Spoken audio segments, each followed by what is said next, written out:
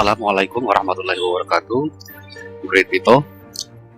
Di sini kita akan membahas tentang fleet management seperti biasa, bahwa access right-nya ini adalah sesuai dengan tanggung jawab dari masing-masing departemen. Setelah Anda login ke ERP, kemudian cari icon fleet, kemudian double klik atau klik. Nah, kemudian kita lihat atau kita akan membuat list vehicle. Oke, di sini vehicle atau list dari kendaraan yang sudah terdaftar di sistem ERP. Total kendaraan adalah sekitar 30. Ini sudah termasuk genset. Jadi ini kategori kendaraan dalam arti untuk mengontrol fuel dan kegiatannya. Nah, jika kendaraan belum di-add, nah, kita tinggal bisa melalui grade, kemudian modelnya apa, di sini sudah ada, apakah Toyota atau Audi atau apa segala macam. Nah, kemudian plat nomornya itu berapa, kemudian jika ada dedicated driver didedikasikan, kemudian lokasinya di mana, chassis numbernya kalau ada, kemudian nomor seat number atau jumlah tempat duduk berapa, kemudian pintunya berapa, warnanya apa, transmisinya apa, matic atau manual, kemudian fuel type-nya apa, diesel, gasoline, elektrik atau hybrid. Nah, setelah di add, kemudian kita langsung save. Dalam hal ini kita tidak meng-add lagi karena sudah terdaftar semua. Jadi cara menginputnya seperti tadi. Oke, setelah mobil kita list atau kendaraan kita daftarkan di ERP, apa selanjutnya? Karena di sini tujuan dari fleet management adalah mengatur semua kendaraan. Dalam arti mengatur itu termasuk kegiatan, termasuk kegiatannya. Kegiatan itu apa aja? Misalnya dari Kolaka atau dari site ke Kolaka, dari site ke Babarina, nah, semua di situ akan tercatat, termasuk dengan pengisian BBM atau bahan bakarnya. Kemudian setelah kita daftar, kemudian kita tambah lagi yaitu vehicle contract. Nah, ini kita harus daftarkan, kita harus bahwa mobil Toyota Avanza 1395 ME itu tipenya, tipe kontraknya apa. Seperti ini adalah tipenya kontrak. Kontrak berarti selama setahun. Atau kalau leasing misalnya, kredit. Kemudian costnya berapa, cost kontraknya itu. Kemudian cost per bulannya berapa. Ini total costnya setahun berapa, per bulannya berapa. Invoice date-nya kapan, kontrak mulainya kapan, kontrak expiration-nya kapan, berakhirnya kapan, kemudian vendornya siapa. Oke, ini Victor. Nah, kemudian kita lihat di sini, ini totalnya sudah berapa kali pembayaran nanti. Nah, itu untuk kontrak. Jadi setiap kendaraan yang telah terdaftar harus dijelaskan tipe kontraknya apa, berapa lama, mulai kapan, berapa biaya. Oke, kita lanjut, yaitu di fuel log. Ini fuel log. Nah, fuel log itu maksudnya berapa kali dia pengisian bahan bakar. Nah, ini saya perjelas bahwa pengisian ini di setiap pengisian harus dicatat.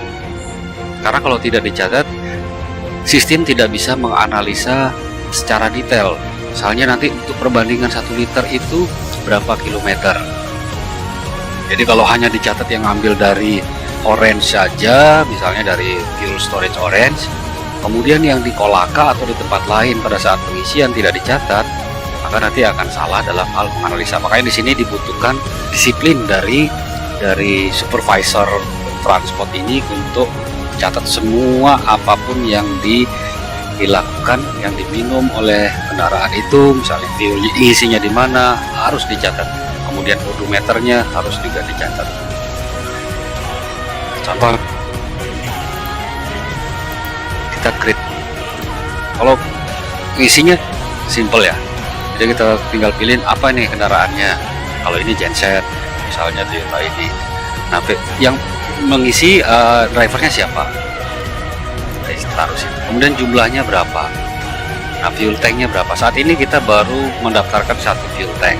Nah, bantuan analisa apa saja ini kondisi di jalan bagaimana, kondisi di lapangan bagaimana. Oh, kendaraan bisa melakukan refueling di luar selain dari orange, maka nanti akan kami tambah. Kemudian setelah itu kita isi di mana fuel tanknya, kemudian odometernya. Nah, ini juga harus dipastikan odometer yang diisi.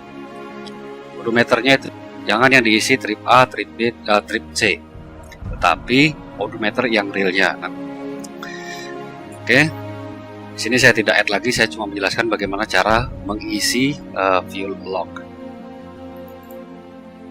Oke, selanjutnya apa? Yaitu vehicle odometer. Ini history dari vehicle odometernya. Kita lihat yang 2 kali ini, di sini, saat ini. Nah, untuk odometer tidak usah diisi karena dia secara otomatis akan mengikuti pada saat fuel log atau daily activity-nya.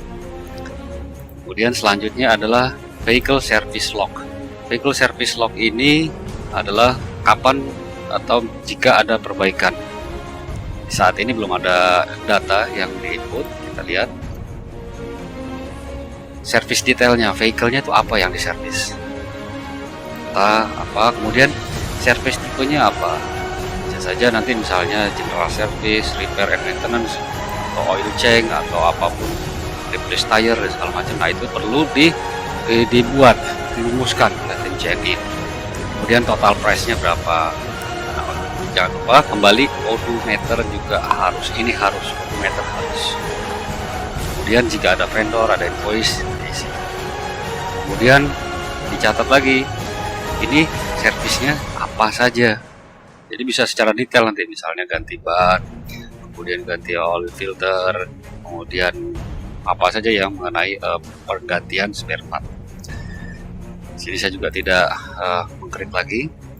Nah, kemudian apa lagi? Vehicle task. Ini yang sangat penting juga. Kenapa? Di sini kita bisa melihat kesibukan dari kendaraan itu sendiri. Jadi jangan sampai nanti mengambil keputusan atau analisa, wah kita kekurangan kendaraan, wah kita kurang kelebihan kendaraan, tetapi tidak ada dasar data untuk pengambilan keputusan itu. Makanya kenapa saya bilang, saya pernah sampaikan bahwa ini one input, one thinking, one system, ERP. Nah, tujuannya agar tidak ada dalam pengambilan keputusan. Ini tasnya apa, gitu kan? Ini tasnya apa? Katakan misalnya mengantar tamu. Project adalah kendaraannya. Misalnya yang antar adalah Honda Mobilio DD55. Di-assign ke siapa drivernya ini? Dan drivernya Hero. Tasking. Oke, kemudian initial plan-nya berapa lama, deadline-nya kapan dia harus balik, hari itu juga misalnya tanggal 9. Nah, kemudian reminder, kalau ingin ditampilkan reminder, tinggal reminder. Oke, description tasnya apa, antar tamu, setelah itu beli apa, kemudian melakukan aktivitas apa, ini dicatat di description di sini. Oke, nah, kemudian setelah selesai kita save, secara otomatis akan tampil. Misal kita save. Nah, kemudian setelah itu kita langsung start ini. Nanti akan timingnya akan jalan start. Nanti akan kelihatan berapa lama aktivitas itu berjalan. Ini untuk task vehicle. Nah, kemudian adalah vehicle issue. Vehicle issue ini misalnya bannya gundul atau lampunya mati, atau apapun di situ. Nah, jadi di sini nanti akan lari tergantung dari isunya. Kita assign ke siapa misalnya. Jadi silakan ditentukan video. Kemudian di assign ke siapa. Misalnya nanti sudah ada supervisor transport atau workshop atau siapapun nanti yang akan diberikan tanggung jawab. Kemudian kalau ada teksnya apa, nah kemudian di sini kendaraannya apa, kemudian siapa ini yang kontaknya ini, otomatis nanti si supervisornya siapa di sini. Email kosong saja. Nah, kemudian dijelaskan kenapa harus diganti, ini sudah begini dan lain sebagainya. Oke, kemudian kita save.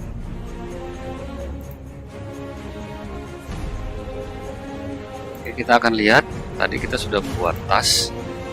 Kita lihat tasnya. Di sini ada kelihatan pengantar tamu kolaka. Nah, tas ini akan tampil sesuai dengan tanggung jawab atau akses yang diberikan. Itu juga dengan vehicle. Kita lihat di sini, vehicle juga akan tampil sesuai dengan responsible yang diberikan.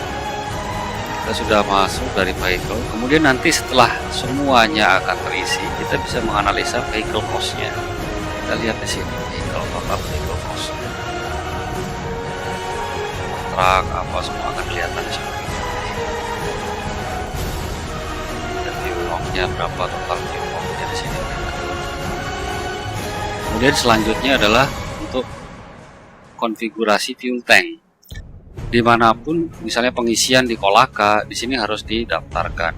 Karena tujuannya nanti kembali lagi bahwa histori atau analisa dari setiap kendaraan itu tidak bisa teranalisa dengan sempurna jika data-datanya tidak lengkap. Kita lihat ini sudah di-add, jadi nanti akan kelihatan histori dari fuel storage itu kapan diisi, misalnya tanggal 6 bulan 2 pertama diisi 420 liter, kemudian 1500, kemudian 1500, kemudian sekarang sisanya 1080 liter, harganya adalah 11.000. Oke, demikian dari saya untuk fleet management. Kembali lagi saya sampaikan bahwa ini dibutuhkan kedisiplinan atau interaksi dari yang menginput. Jadi data harus sesuai dengan kondisi yang nyata. Remember, garbage in, garbage out. Terima kasih, semoga manfaat. Assalamualaikum warahmatullahi wabarakatuh.